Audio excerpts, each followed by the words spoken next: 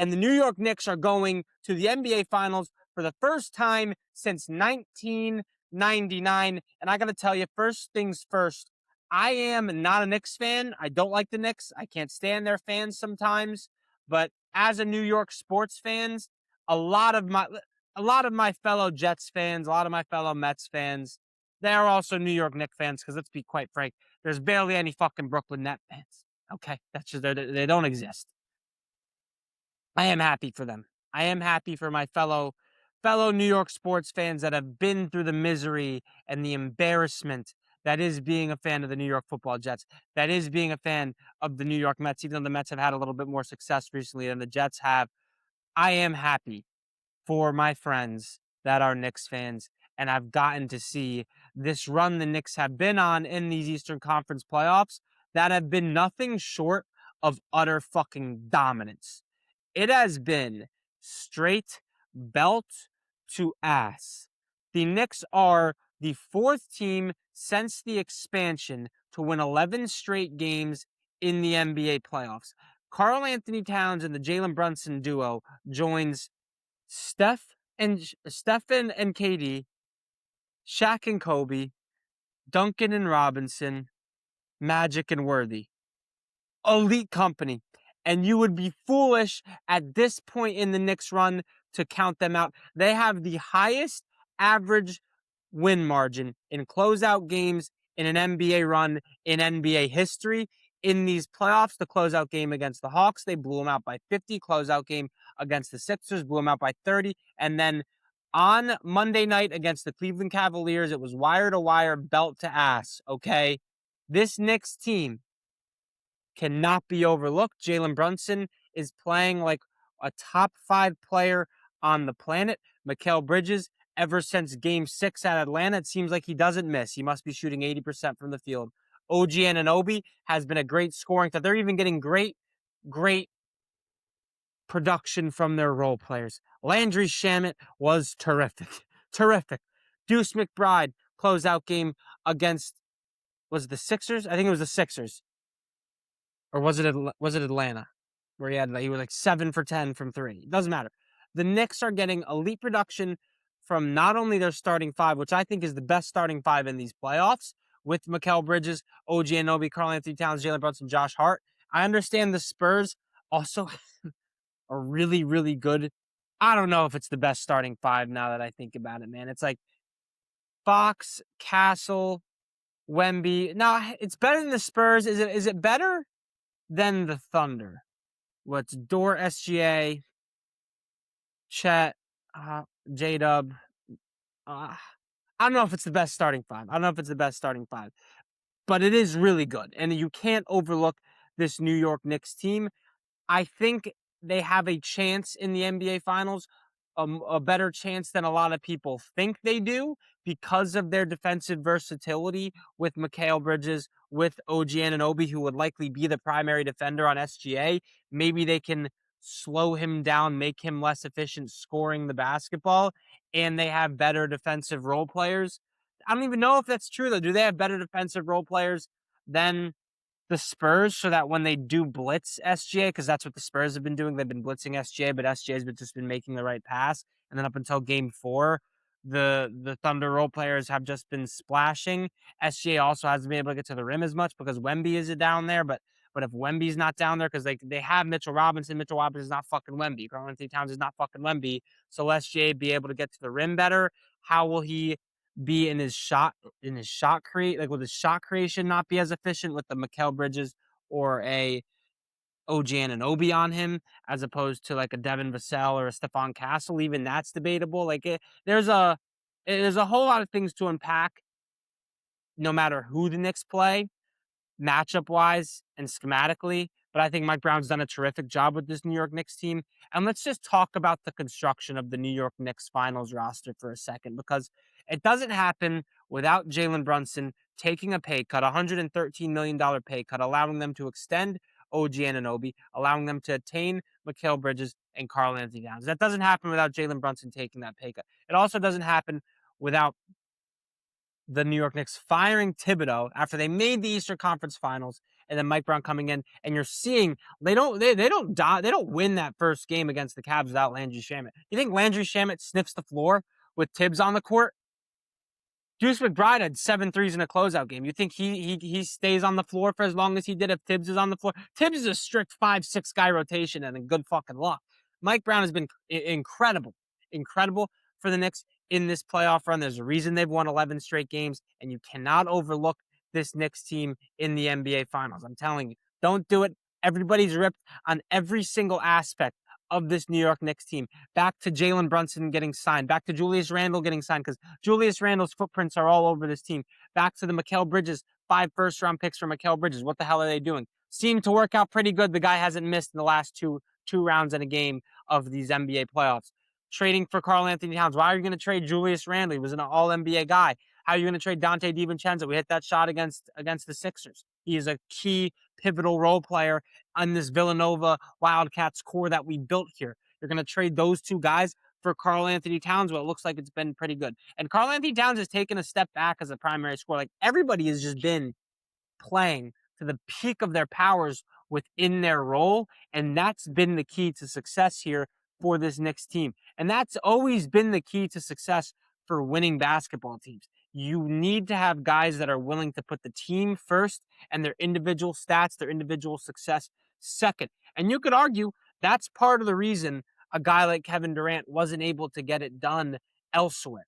A guy like James Harden was never able to get it done anywhere he's been. And I say Kevin Durant elsewhere because he went to obviously a team that was already nasty and won 75 fucking games.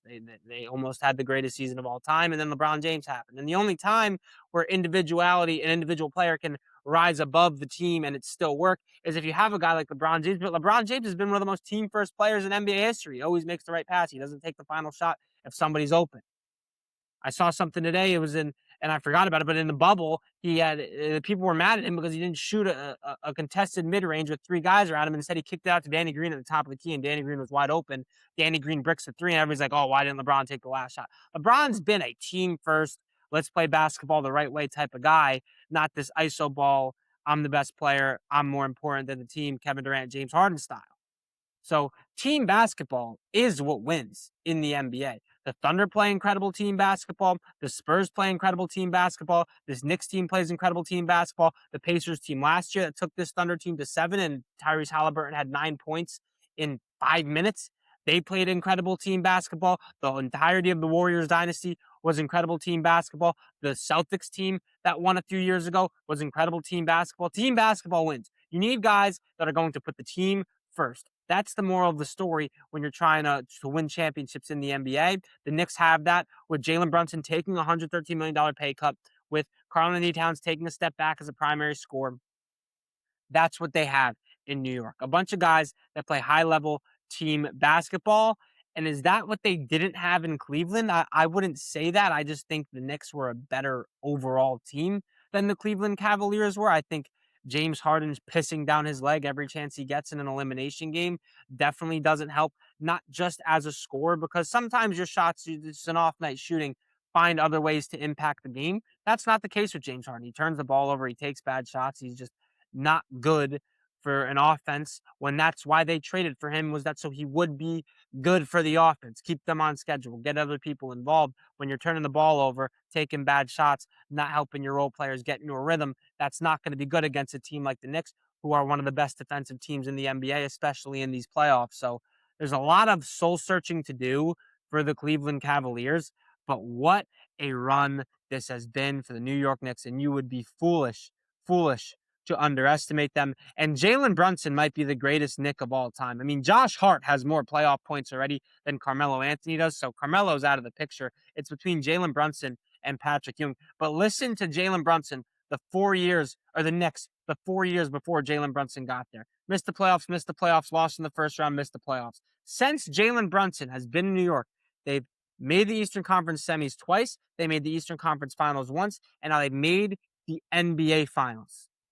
And they are one of only 4 teams to win 11 straight games en route to the NBA Finals. I think if Jalen Brunson completes this, and if they do upset either the Spurs or the Thunder, because make no mistake about it, they are going to be underdogs, he would without a doubt be the best Knicks player of all time. I think he already has a really strong case for the best Knicks player of all time. But then again, I wasn't around to watch Ewing in the 90s. I wasn't alive. So I don't know.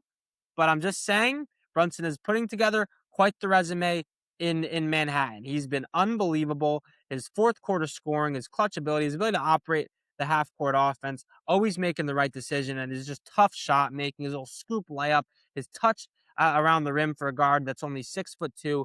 It's really next level, unbelievably skilled, one of the most skilled players in the NBA.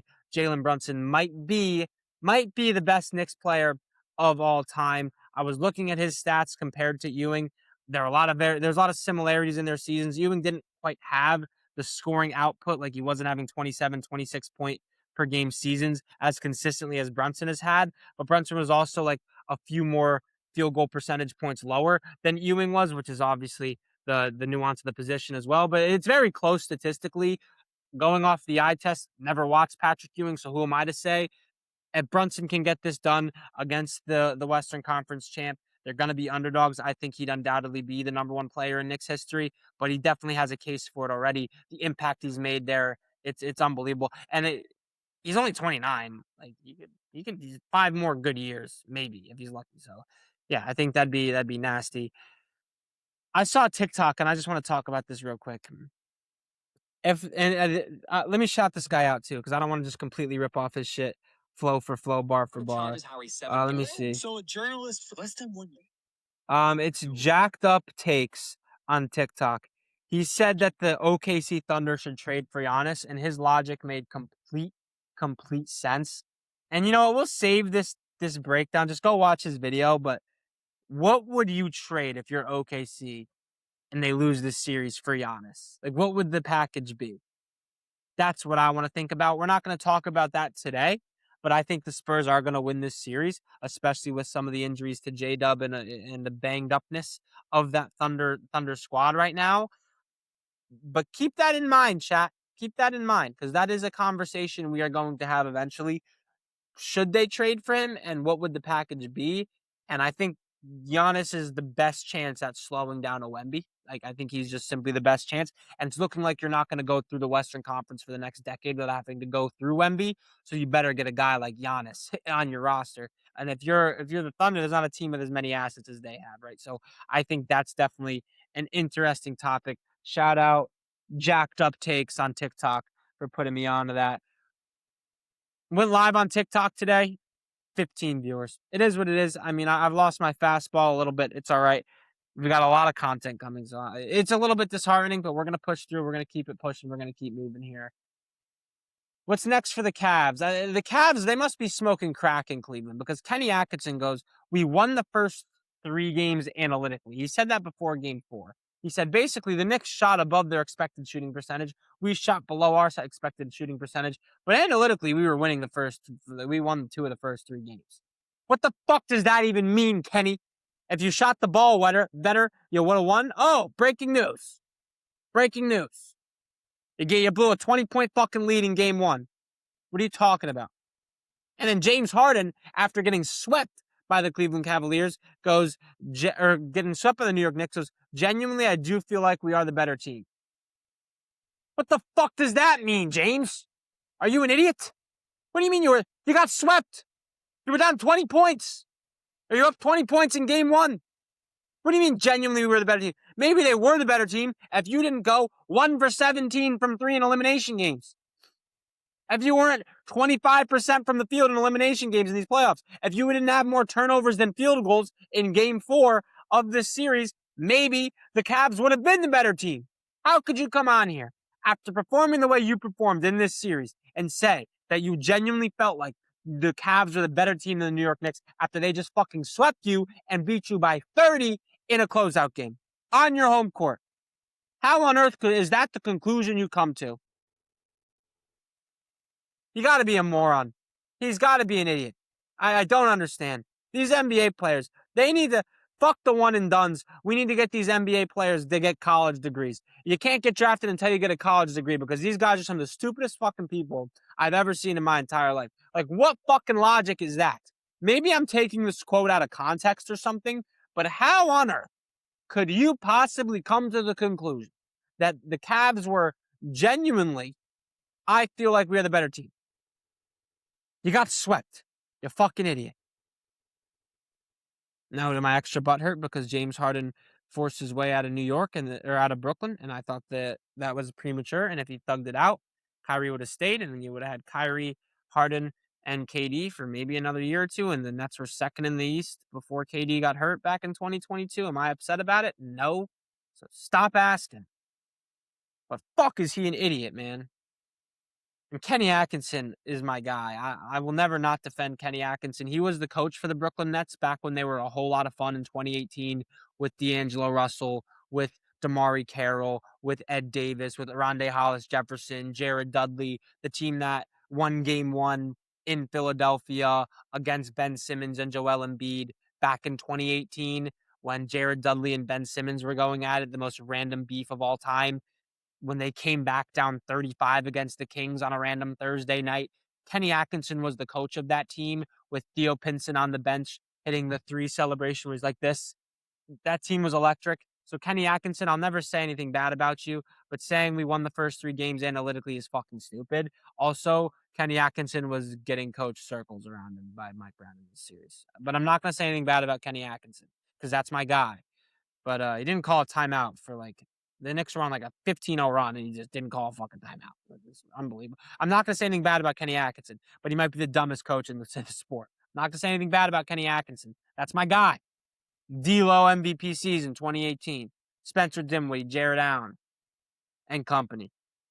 Karis LeVert, 50 burger against the Boston Celtics. What do you know about it? Alan Crabb, what do you know about it? Okay. That's my guy. Joe Harris, 3-point percentage king under Kenny Atkinson. Okay, so Kenny Atkinson's my guy. That was genuinely the first, like, I didn't have a basketball team until like 2017, 2018.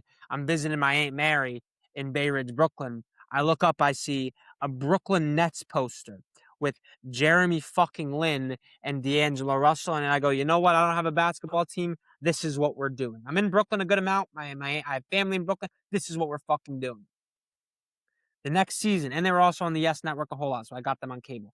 Then the next season was Kenny Atkinson and D'Angelo Russell. And then the next season, they signed fucking Kevin Durant and Kyrie Irving. So I peaked a little fast in my Nets fandom, but Kenny Atkinson is a lot of. If it wasn't for Kenny Atkinson and the culture he instilled on that 2018 Brooklyn Nets team, I wouldn't have watched some of the greatest and enjoyed some of the greatest basketball, greatest sport. Honestly, the 2020 to 2022 Brooklyn Nets was the best time I've ever had watching my team since the 2010-2011 New York Jets when I was 9 years fucking old.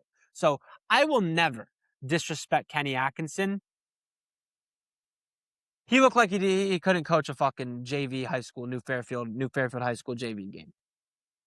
If you're from New Fairfield, Connecticut, the name Joel Pardalis is ringing a bell. Joel Pardalis had a better chance of coaching that Cleveland Cavaliers team in these NBA playoffs than Kenny Atkinson did. Here, if you're a West Virginia fan, because I have West Virginia, Josh Eilert had a better chance. Josh never called a timeout in my fucking life to stop a run. Eilert, that guy, had a better chance about beating this Knicks team and out coaching Mike Brown than Kenny fucking Atkinson did. But I love Kenny Atkinson. I never say anything bad about him. That's my guy. I would never say anything bad about him. But hypothetically, if I were to say something bad about him, I would say all those things because he was fucking awful in this series. I don't know what's next for the Cavs. Actually, I do know what's next for the Cavs. And if you've been listening to this podcast, you know that it's been LeBron James. The Cavs should have signed LeBron James last offseason. They should have traded for LeBron James. They need a wing that can be a secondary scoring option for when Donovan Mitchell isn't hitting shots. But that's what Darius Garland was. But Darius Garland's a fucking traffic cone defensively. LeBron James is at the shocking age of 47, at 67, at 85 years old. I'd take LeBron James as a defender over Darius fucking Garland. And LeBron James he can be a secondary scoring option. That's a little bit more reliable to go to down the stretch than James fucking Harden is, than Evan Mobley is. Throw LeBron James at the 3, keep James Harden at the 1, and you have a starting 5 of Harden, Donovan Mitchell, LeBron James, Evan Mobley, Jared Allen. I don't know what their contract situation looks like. That'd be pretty nice. Also, where the fuck was Jalen Tyson in this series? That guy had some monster game. All playoffs, where the fuck was Jalen Tyson? That guy had some monster games for the Cavs in the regular season. Where the hell was he? Either way, I'm a Donovan Mitchell guy too. I don't think he's good enough to carry a team. I don't think he is. at this point. I just don't think he is. He's had some bad luck. Like the game one against the Pacers last year was brutal. Game one this year against the Knicks was brutal, but at some point it's like you either take over a game at a really high level or you don't. And if he's not scoring the basketball like a fucking maniac when he had 39 in the second half against the Pistons, how much value can he really bring to your roster? And that's it. It's tough to see. It's tough to see because I'm a Spider guy, but he's not an elite playmaker. He's not an elite defender. He's an elite scorer, but is he a good enough scorer to carry a team to an NBA championship? I don't think so. He would be a fantastic number 2 option on a team that has an elite number 1. And that's just it. Maybe Giannis. We talked about Giannis to OKC. Giannis to Cleveland could be a real move too. But yeah, good for the really, really good stuff for the Knicks. I'm happy for the Knicks.